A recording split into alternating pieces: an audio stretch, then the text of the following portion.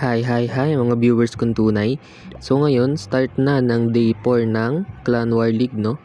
And nandito tayo sa Blackjack. So dito, nung day 3, talo kami, no? Talo kami nung day 3. Laki nung lamang nung kalaban, 20-42. So ngayon, banat naman tayo, no? Atakin natin tong base ng number 1. Grabe, top 6 pala kami ngayon. And mismatch tong katapat natin, no? So TH18 yung number 1 nila. So yan, no? TH18 yung katapat natin dito. And TH17 lang yung gamit natin. So tingnan natin kung kaya, no? Sana kayanin kasi mukhang medyo rush. Medyo rush naman to. Itong number 1. So palitan muna natin yung pet. Gawin nating Phoenix kay Minion Prince at Angry Jelly naman kay Dragon Duke, no? So tara, banatan natin tong base ng number 1, no? Gamit natin yung double overgrowth na may double revive. So tara, good luck sa atin, no? So dito, saan tayo magda-Dragon Duke? Nakatalikod naman yung Air Sweeper. So dito, after queen tayo. Nice. Patay yung dalawang Air Sweeper, tapos Dragon Duke. Kailangan makuha yung isa. Yung, kasi dito na tayo maglapag ng dragons. Sama-sama na sila lahat dyan, no? Si Grand Warden, Minion Prince, yung Skywagon, tsaka yung mga Dragon Riders, no? So yun, gumit na yung Ice Hound. Nice one, nasabugan niya yung Revenge Tower doon. Totem tayo dito, pang-distract. Sabay pop tayo Warden ability. As overgrowth natin tong taas, no? Yan, overgrowth natin yan. Para walang rage. Tapos pop tayo ng Minion Prince ability dyan. So mukhang maganda itong nangyayari, no? Buhay pa yung tatlong heroes natin. May dalawa tayong revive, isang priest at isang poison, no? So ito, lapagan muna natin yung mga archer tsaka minions. So dito, papa-activate muna natin yung rage bago tayo mag-overgrowth ulit, no? Yan, overgrowth. Nice one. Ibig sabihin, wala nang rage na mag-activate mamaya, no? Para kay Monolith. So 3 star na to. Poisonin na lang natin yung ping. So 2 minutes pa, matagal-tagal pa to. Meron pa tayong revive. Buhay natin si Queen. Kasi buhay pa si Dragon Duke, no? And si Queen lang yung bumagsak. So dito, meron pa tayong priest. Priest natin yung Inferno. Or ito na lang, yung Ricochet Cannon, no? Yun, Monolith na lang. Kaya mo na si Queen. Ayun, nabuhay pa si Queen. Nice one. Pero pag namatay naman si Queen, bubuhayin ko siya ulit, no? Para hindi sayang yung isang revive dun. So nice one, makaka 3 star tayo dito. So unang banat sa day 4, 3 star agad, no? Sana magtuloy-tuloy. So lipat naman tayo ng account. Doon naman tayo sa Pinas Knight, no? Sa Crystal League. So dito naman tayo babanat. So dalawang account yung ibabanat natin dito, no? Yun sana maka 3 star tayo, dalawang 3 star, no? So ito day 4. Anong score? 22-70. Pero 5 na lang attack nila, no? So top 1 pala tong kalaban namin. Sana manalo namin sila, no? So ito yung babanatan natin na base, no? Base ng number 4. So medyo rush to. Yung ibang depensa niya pang TH15, yung iba 16. Tapos level 1 palang Revenge Tower niya, no? So kaya natin to. Gamitan natin ang Hydra na may double overgrowth. So dito lapag tayo Dragon Duke. Nice, kuha nyo yung dalawang air defense at isang air sweeper. Tapos dito isnipe natin to. Yung nice one. Tapos dito na tayo maglapag ng dragon. Minion Prince kay Wagon tsaka si Grand Warden, no? Diyan na sila lahat, sama-sama na sila. Pati si Ice Hound at yung mga Dragon Riders. Dito namatay si Dragon Duke, sumabog na. Tapos lumabas yung bantay, poisonin natin kasama yung long shot. Tapos rage tayo dito, no? Tapos sa tayo mag-overgrowth. Ano naman sa likod, tapos pop tayo ng Warden ability. So salubong pala tayo dito sa Paris Peter, no? Pero okay lang kasi level 1 lang yan, no? So dito, didiretso sila sa baba. May iwan yung sa taas, no? Buhay natin si Dragon Duke para tulungan yung maglinis yung mga natirang dragons doon, no? And iwas tayo sa time fail. So meron pa ditong 2 minutes. O hindi naman tayo mag time fail, no? Overgrowth na lang natin to ulit. Tapos, press natin to. At tinutukan si Dragon Duke. So, meron pa tayo ditong isang revive at minion points ability, no? So, wasak to. Wasak tong base ni Tropa. Si Tropa. Wasak ang base, no? Durog sa atin yung base niya. So, dito, titigil yung mga troops. Pagkatanggal niyan, pop tayo ng minion prince ability, no? Yan, minion prince ability. Nice one. So, dito, unang banat. Wasak, no? Wasak tong base ng number 4. So, may isa pa tayong attack. Hindi pa tayo ng account, no? Sana maka 3 star tayo ulit, no? So, ito, dito naman tayo sa isa.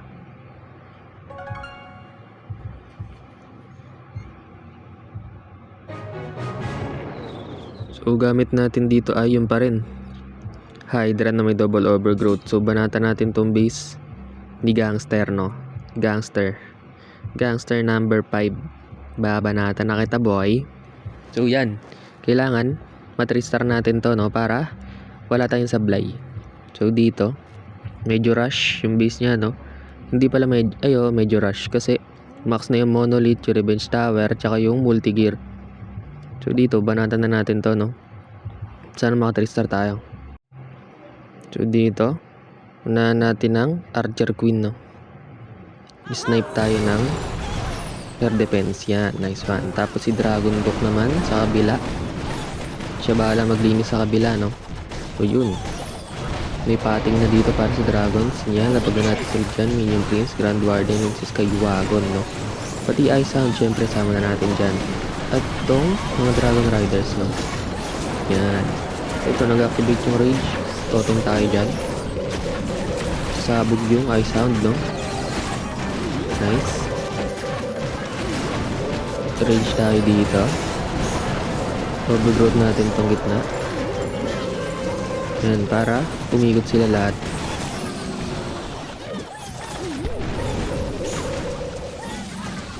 So, dito ikot tong dragons natin. Lumabas si Ice Golem. Poisonin natin, no? Tapos totem tayo dito kasi binabanatan ng First Peter si Queen, no? So, binabanatan kasi ni Queen yung bantay.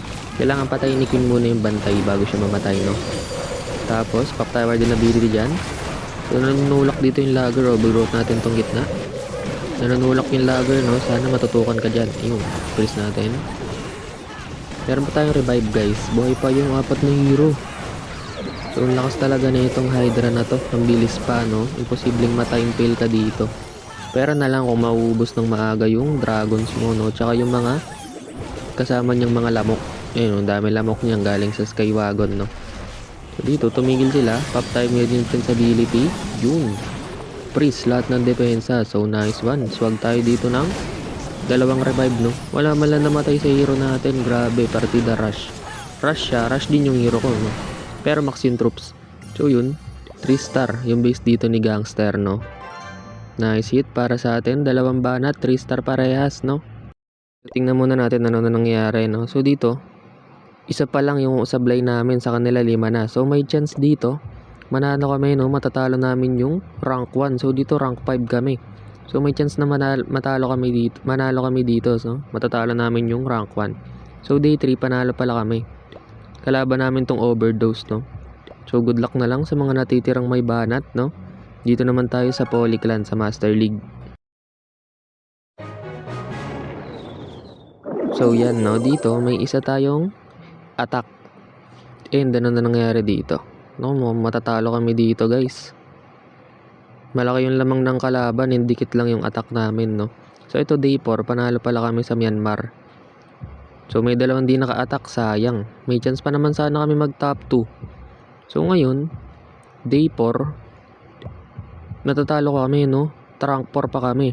Kalaban pala namin tong rank 3. So, kung matatalo namin sila sana, rank 3 na kami, no? Kaso, ang daming sumablay sa amin, guys, no? Ang daming 2 star at meron pang 2 piso. So, dito, ito na lang banatan natin, number 3, no? Para kahit papano, pabawasan yung mga base sa taas, no? Makatulong tayo sa clan natin. So, dito, lakas pala nito.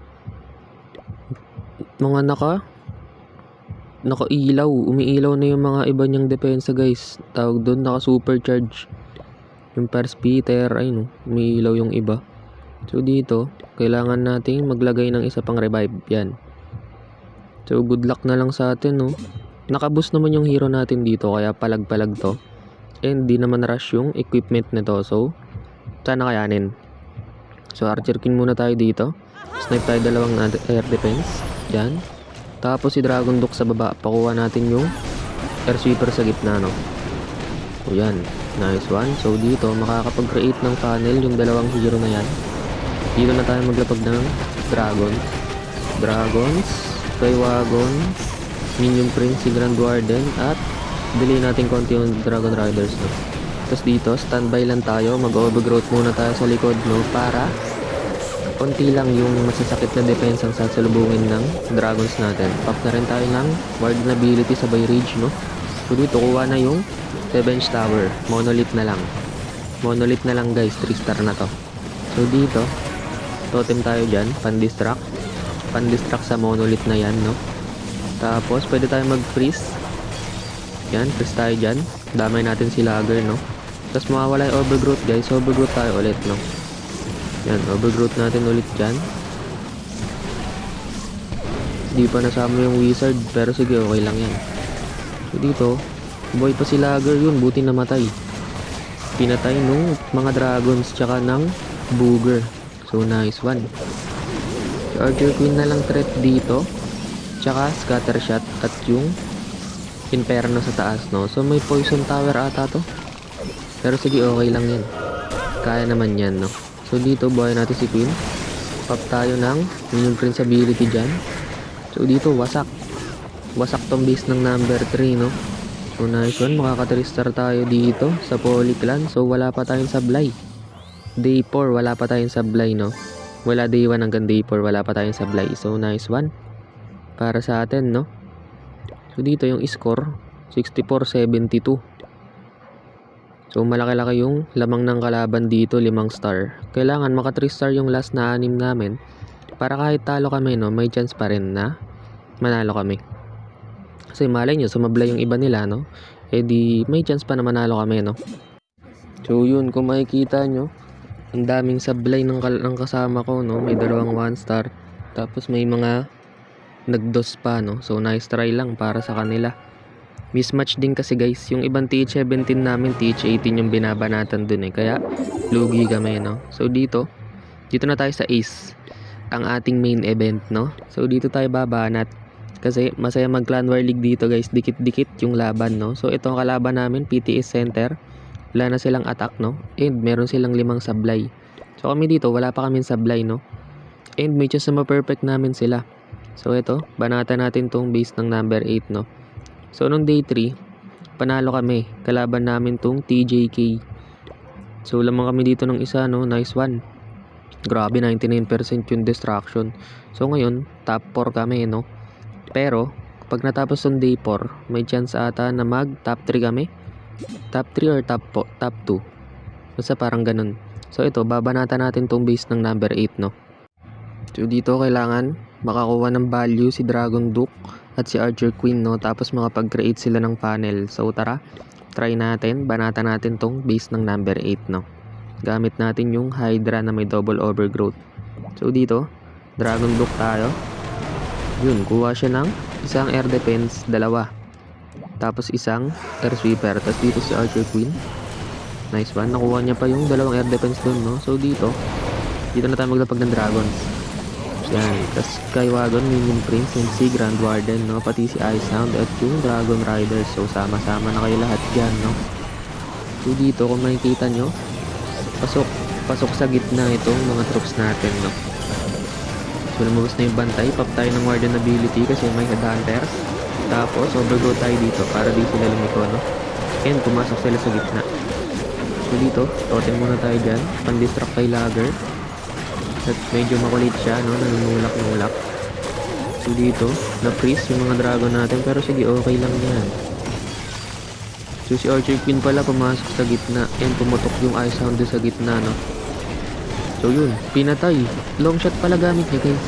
Pinatay ng Baby Dragon. Inferno Dragon pala, no? So dito, meron pa tayong revive. And wala nang depensa yung base niya, guys. 3 star na to. Itong base ng number 8. So mukhang mapapaswag tayo dito ng dalawang revive spell, no? Buhay na buhay pa yung heroes natin dito. So kung may tataob man na hero dyan, pwede natin buhayin, no? So yan na. Lapit na nila sa katotohanan, no? Si Dragon Duke kasi si Dragon Duke Captain Minion Prince ability. And ayun, wasak sa atin tong base ng number 8, no? May swag pa tayong dalawang revive spell.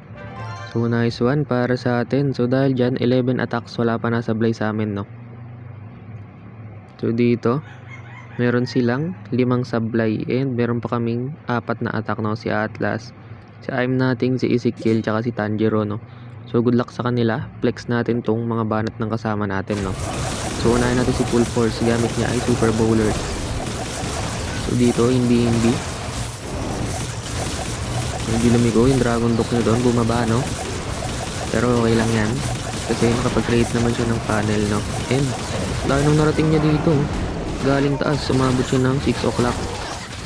So dito napagyan siya ng Super Bowler sa may Town Hall, sabay pop ng Warden ability, no? So yun, pasok yung Super Bowlers niya dun sa dalawang compartment sa taas. Kaso naiwan yung Revenge Tower sa gitna, pero okay lang yan. Kahit maiwan yan, ang daming troops pa dito na pwedeng bumanat sa kanya, no? Ayun, nice hit para kay Full Force. So dito next naman si Luffy, no? Panoorin natin yung banat ni Luffy, guys. So dito gamit niya ay Dragon Duke Charge na may kasamang Dragons and Dragon Riders. Dito may ikot-ikot yung Dragon Duke niya, pero nakuha pa rin yung Monolith, no? Tinutulak-tulak siya ng Air Sweeper. Nakuha niya pa yung bantay. Nice one para kay Dragon Duke. So dito lapag siya ng RC sa baba para kunin si Revenge Tower, no? Nakuha niya dito yung Rage. Tapos overgrowth muna siya sa likod. Dire-diretso niya yung Dragons niya dito sa gitna, no? So nice one. Wasak to yung base ng number 2, no? Nice one para kay Boss Luffy, no? Lakas.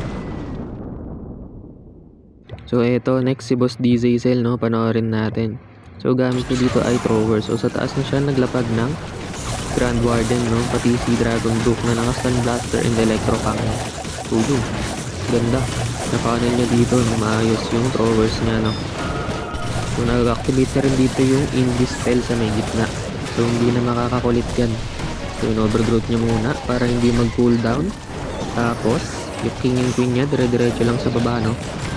Hindi na nga, nawala na yung overgrowth, kaya nilapag niya na si Dragon Duke. Pinuhay niya si Dragon Duke, no? Si Dragon Duke yung kumuha sa gitna. Nice one para kay Boss Diesel. Wasak.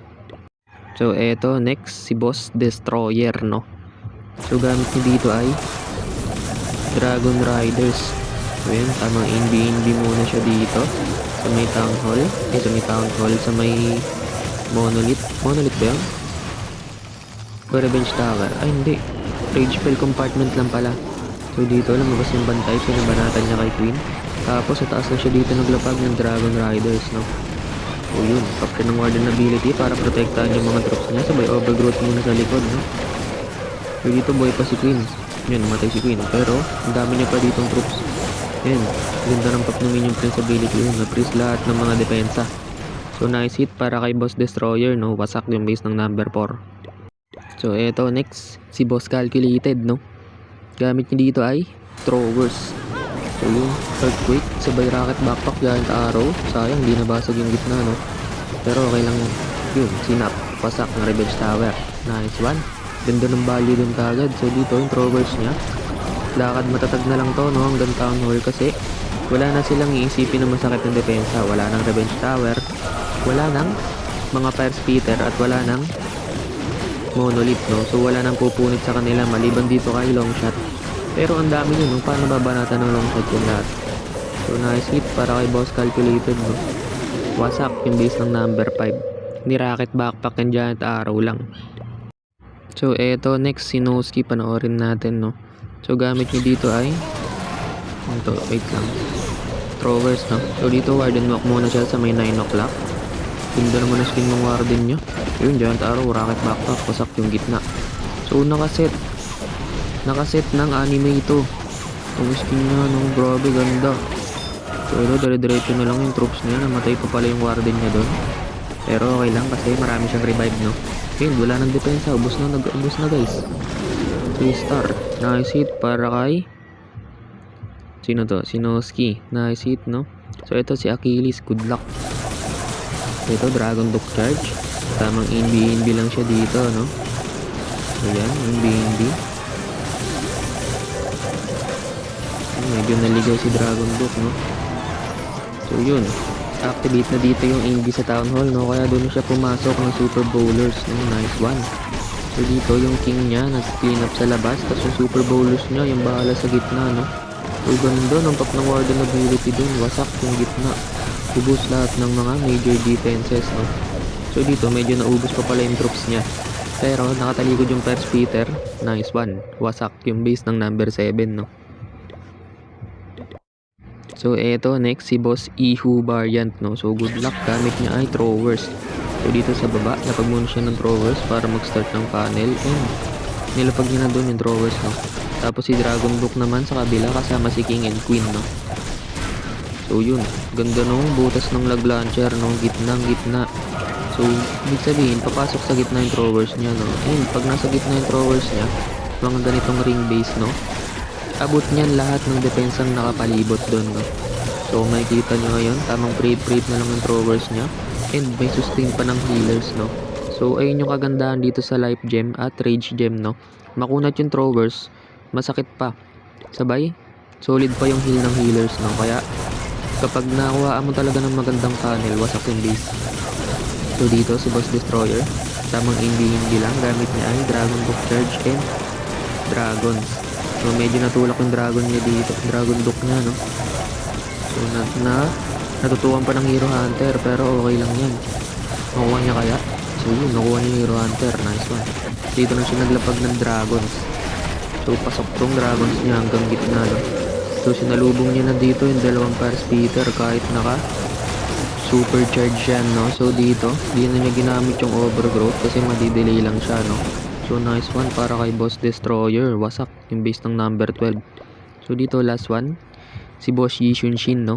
So anong ginamit niya dito? Throwers. Tapos dito sa taas siya nag-Dragon Duck, no, para mag-start ng panel. So naligaw yung Dragon Duck, pumunta sa gitna. Tapos ito, nilapag niya na dito yung throwers niya, no.